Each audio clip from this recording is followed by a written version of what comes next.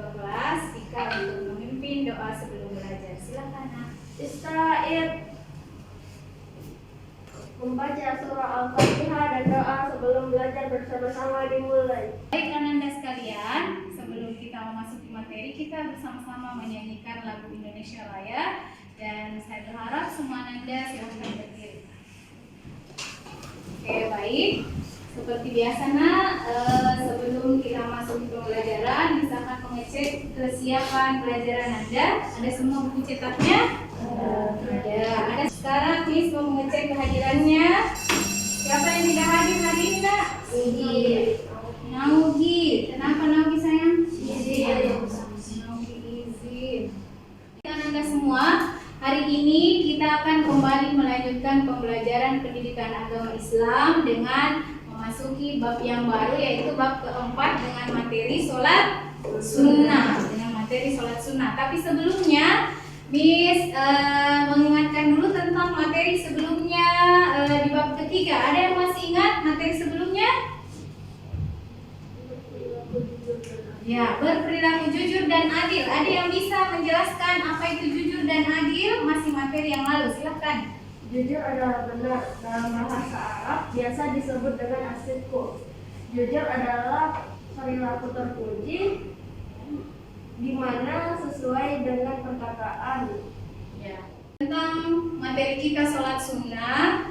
Sholat sunnah itu terbagi tiga ya. Sholat sunnah yang pertama berjamaah munfarid dan yang ketiga berjamaah munfarid. Sekarang Miss mau menggali dulu pemahaman awal Ananda tentang sholat sunnah. Sholat sunnah pastilah kita pernah melakukannya, nah ya. Kira-kira ada yang bisa memberikan jawabannya tentang apa itu sholat sunnah?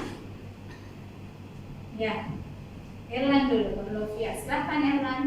Sebenarnya jadi sholat yang dianjurkan atau dilaksanakan namun jika tidak dilaksanakan tidak mendapatkan dosa. Iya, itu namanya sunnah muakkad. Untuk materi kita hari ini, insya Allah khusus akan membahas sholat sunnah berjamaah. Kalau tadi di awal telah dijelaskan tentang sholat sunnah, sekarang kita masuk ke pembahagian yang pertama, yaitu sholat sunnah berjamaah. Pada kesempatan ini nanti Miss akan menyampaikan kompetensi inti dan kompetensi dasar dari sholat sunnah berjamaah, tujuan pembelajaran, materi yang akan kita bahas, terus metode pembelajaran yang akan kita laksanakan, dan selanjutnya penutup. Baik Anda sekalian, kita masuk ke kompetensi dasar. Mohon Anda perhatikan, ada beberapa poin yang akan kita lihat bersama mengenai kompetensi dasar dari sholat sunnah berjamaah. Yang pertama, melaksanakan sholat sunnah berjamaah sebagai perintah Allah. Jadi dengan keimanan yang kita punya, kita mudah untuk melaksanakan sholat sunnah. Yang kedua, menunjukkan perilaku peduli dan gotong royong sebagai implementasi pemahaman sholat sunnah berjamaah. Yang ketiga, memahami tata cara sholat sunnah berjamaah. Yang keempat, mempraktekkan sholat sunnah berjamaah. Itu adalah kompetensi dasar dari sholat sunnah. Selanjutnya, tujuan pembelajaran. Mohon perhatian Anda, setelah kita mempelajari tentang sholat sunnah berjamaah, kita semua diharapkan mampu mencapai dari tujuan yang kita pelajari hari ini. Yang pertama, peserta didik berperilaku terbiasa menjalankan sholat sunnah berjamaah. Ya, nanti kita lihat apa-apa saja yang termasuk sholat sunnah berjamaah. Yang kedua, peserta didik berperilaku peduli terhadap sesama dengan benar. Yang ketiga, peserta didik berperilaku semangat gotong royong di lingkungan keluarga dan sekitar dengan benar, berarti masuk lingkungan sekolah beserta lingkungan rumah atau lingkungan masyarakat. Selanjutnya yang kelima, mampu menjelaskan ketentuan sholat sunnah berjamaah. Nanti kita bahas bersama apa saja ketentuan dari sholat berjamaah tersebut. Yang keenam, peserta didik mampu menjelaskan solusi atas berbagai persoalan dalam penyelenggaraan dan pelaksanaan sholat sunnah berjamaah. Dan yang terakhir, Setelah mempelajari materi sholat sunnah, peserta didik dapat mendemonstrasikan atau mempraktekkan tentang pelaksanaan sholat sunnah berjamaah. Sampai di sini yang Anda paham? Insya Allah. Terima kasih ya. Adapun materi yang akan kita bahas pada kesempatan ini, kita akan membahas tentang pengertian sholat sunnah berjamaah, macam-macam sholat sunnah berjamaah, hukum sholat sunnah berjamaah, dan tata cara sholat sunnah berjamaah. Ada sholat sunnah yang memang disunnahkan untuk dilakukan dengan berjamaah, seperti sholat hari raya Idul Adha dan Idul Fitri, sholat istisqa, sholat gerhana matahari, karena memang dicontohkan oleh Nabi SAW dilakukan dengan berjamaah. Kemudian qiyamul lail fi layali Ramadan, dan bangun malam melakukan sholat malam di bulan Ramadan, namanya sholat tarawih, itu disunnahkan berjamaah. Hadis sahih. Baik, selanjutnya sebelum kita bersama-sama membahas secara detail tentang sholat sunnah berjamaah, kita lihat dulu apa sih manfaatnya sholat berjamaah. Yang pertama, disediakan jalan keluar dari segala permasalahan dan persoalan, serta senantiasa diberikan rezeki dari Allah Subhanahu wa taala. Yang kedua, menambah kesempurnaan sholat fardu, sangat tepat tadi yang disampaikan teman kita. Yang ketiga, Allah akan meninggikan derajatnya. Masya Allah ya, semoga dengan mengetahui manfaatnya, kita semua akan terpanggil dan terbiasa untuk selalu melaksanakan sholat sunnah berjamaah. Baik, seperti tadi di awal bahwa kegiatan pembelajaran kita ini adalah menggunakan metode PBL atau problem learning.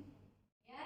Terus selanjutnya kita lihat masalah yang pertama yang akan kita pecahkan, bisa Anda perhatikan dengan seksama di atas. Ya, pada suatu hari Amira bersama kedua orang tuanya pergi tamasya ke Pulau Selayar dengan menggunakan bus pariwisata.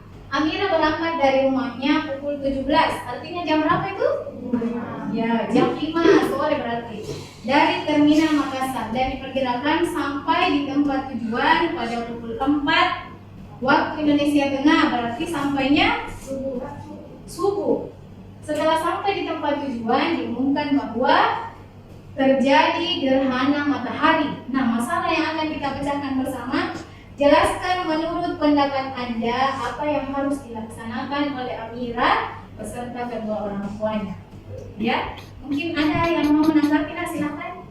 Menurut pendapat saya, karena sholat gerhana ini hukumnya sunnah, maka lebih baik dikerjakan. Ya, berarti karena hukumnya sunnah, lebih baik Amira dengan keluarganya ikut melaksanakan sholat sunnah gerhana. Untuk mendapatkan pemecahan masalah dari permasalahan kita hari ini, saat ini Miss Mariani akan membagi kelompok menjadi 4 kelompok. Bisa ya? Silahkan nak, bisa Shumai kelompok 1, terus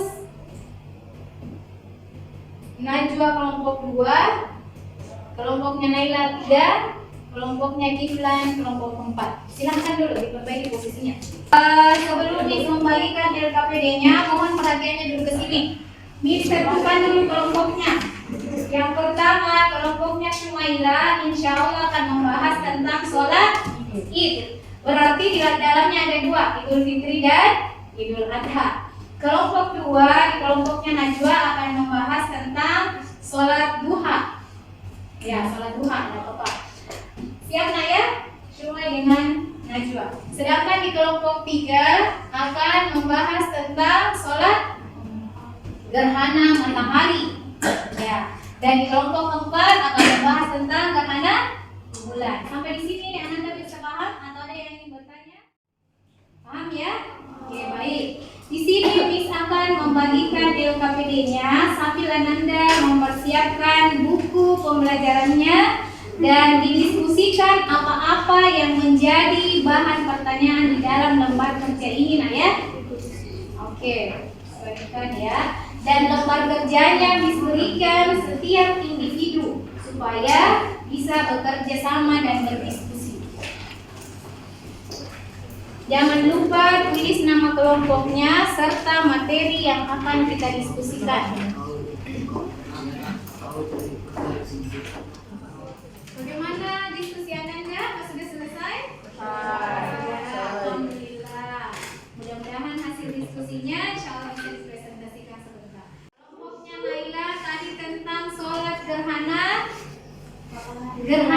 matahari. Silahkan Ananda, Lovia, Naila dan Andi Orindanara. Silahkan nak. Assalamualaikum warahmatullahi wabarakatuh. Waalaikumsalam warahmatullahi wabarakatuh. Nama saya Novia. Perkenalkan nama saya Nelaika. Dan perkenalkan nama saya Andi Anana. Kami akan mempresentasikan tentang sholat sunnah syamsi atau gerhana matahari.